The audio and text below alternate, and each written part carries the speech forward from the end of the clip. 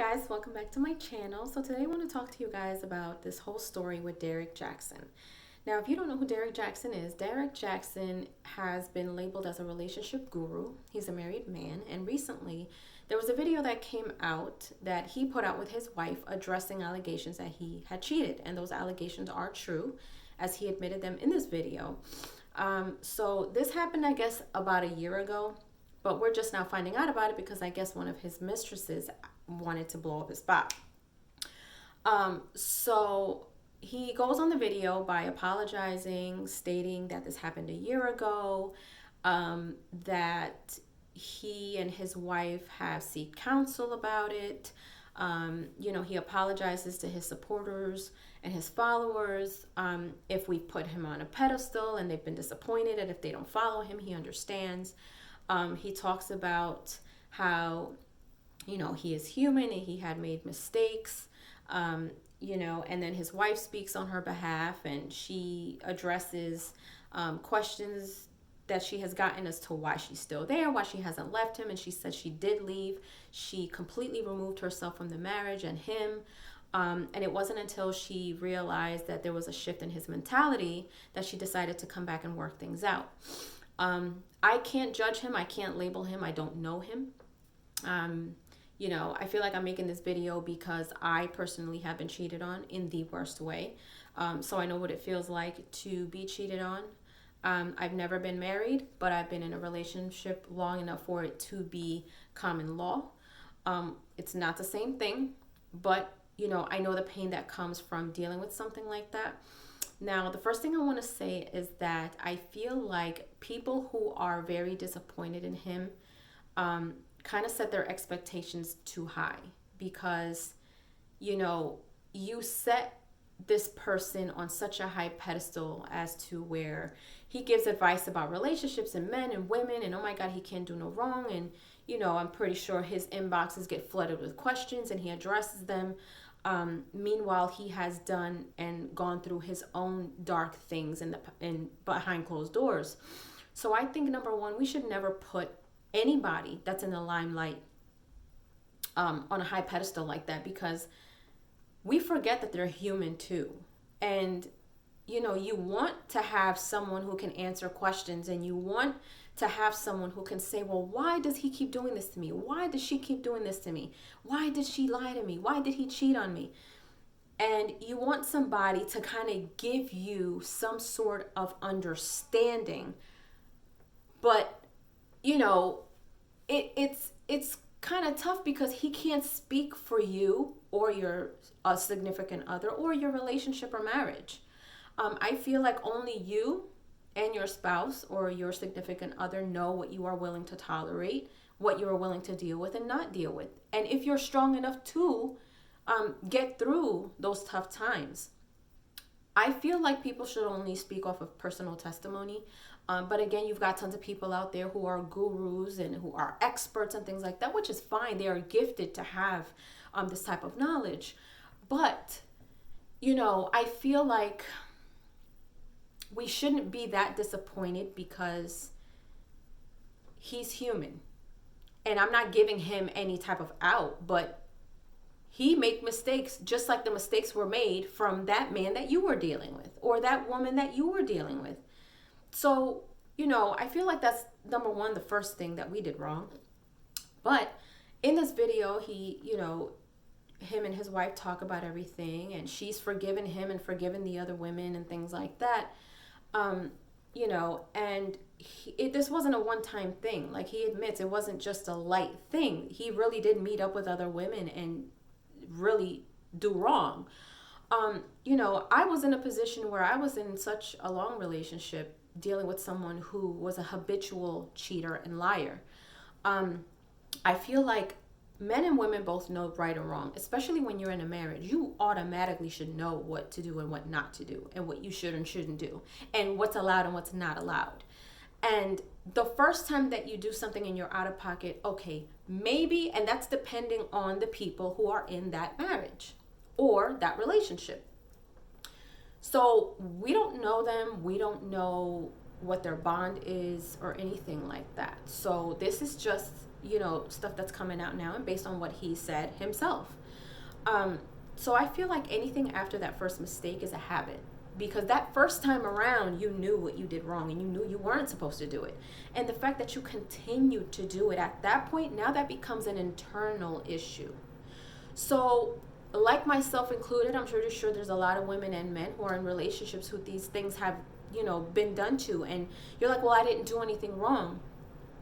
I've been a strong and independent woman. I took care of you, and any, family, kids, pets, I've held you down at your worst, I've supported you, I've forgiven you, you didn't do anything wrong. But sometimes the wrong that we do is staying. That was my fault. And it took me a very long time to look in the mirror and admit what I did wrong. Did I physically do anything wrong? Like, did I put my hands on them? Did I get out of pocket? No. I stayed and allowed these things to happen to me. Seeing the red flags, seeing what was being done to me, knowing that I didn't deserve it.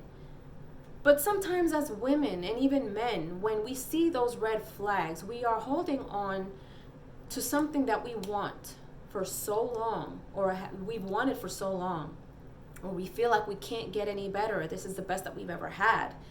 We hold on to that and we see the red flags, but we get to a place where red becomes our favorite color and we no longer see red. We just kind of put that on the pile of other stuff that we've allowed because we are familiar with that hurt. We're familiar with that feeling. We are familiar with how we handled it. And we say to ourselves, well, you know what? I've been strong enough to deal with this pile of stuff. What's one more? That doesn't make it right, and it's not okay. I do not condone cheating. I vowed to myself that I will die single before I allow myself to be in another position like I was before. And I lost myself. And I'm telling you guys and women, don't ever be in a relationship or even a marriage where you lose yourself trying to please the other person. You should never lose yourself in any relationship, ever. Now, I'm not saying that this is the situation here, but what I'm saying is people are people. We are human and we make mistakes, and we need to stop putting people on such high pedestals to be disappointed ourselves when we should just be seeking our own understanding of what's going on within our relationship. Now, there's another post that he put out, I think attached to this video on social media, where he blames God for what happened. I guess he decided to give himself to God at the moment where things just fell apart around him, and he just decided to give up, and that's why he cheated. But see, my question to that is there's got to be more to that, because I feel like sometimes, and when it comes to God, and I'm a spiritual person, I'm a Christian. I try to live my life right, and I believe in God and prayer, and I believe that you should have a relationship with God, and that's your own personal relationship with him. And I feel like at that point, were you already that deep into what the dirt that you were doing, that you felt like your only salvation was to give yourself over to God? Did you feel like you were going to be released from all your demons at that point? Or was it just coincidentally that things were kind of catching up to you? Like, what happened? Because I don't know how that works with you wanting to give yourself over to God and then everything around you just starts crumbling down. Were you already knee deep or neck deep into your secrets and dirt that this all happened to you? I have a question about that. And, his wife decided to put out a video as well, further addressing what happened. And I feel like that wasn't necessary. I feel like they both sat down together and addressed everything, and that's where it should have stayed. And I feel like at this point they should just fall back from social media and just deal with this situation privately the way they have been. And you never know. I mean, she's the one that got cheated on, and maybe this is something that opened up an old wound. We never know. We don't know. But I feel like at this point, this is another level of healing that they need to deal with now, because now it's out in the open and it's out in the public, and that's another level of pain. It really, truly is. There's another video out where he is now watching himself in this video, and he's reacting to his own video in third person, which I think is absolutely unnecessary. I think it should have just been left at, you're sitting with your wife, hand in hand, you're addressing it, and that's it. I will leave the links in the description box so you guys can watch the videos. Let me know what you guys think. Leave a comment below. If you haven't done so, please subscribe to my channel, hit like and share. But let me know if you guys enjoyed this video, what you guys think, if you've seen it, if you know what's going on. But yeah, craziness. At the end of the day, though, that's their private lives, and however they feel like they are dealing with their issues, they should deal with it. But I feel like, my personal opinion, I know what it's like to be cheated on. I'm not okay with it. And you know, another thing is that I feel like cheating does not start physical. Cheating starts mental. It starts emotional, right? It sometimes starts visual.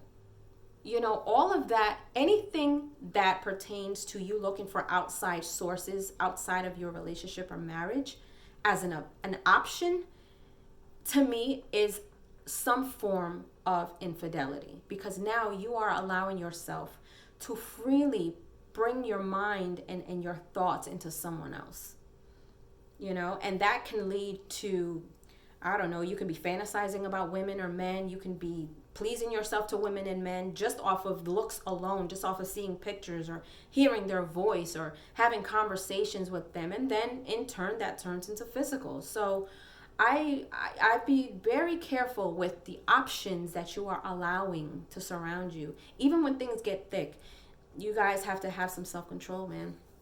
But that is my opinion. I will leave you with that, and I will see you guys later.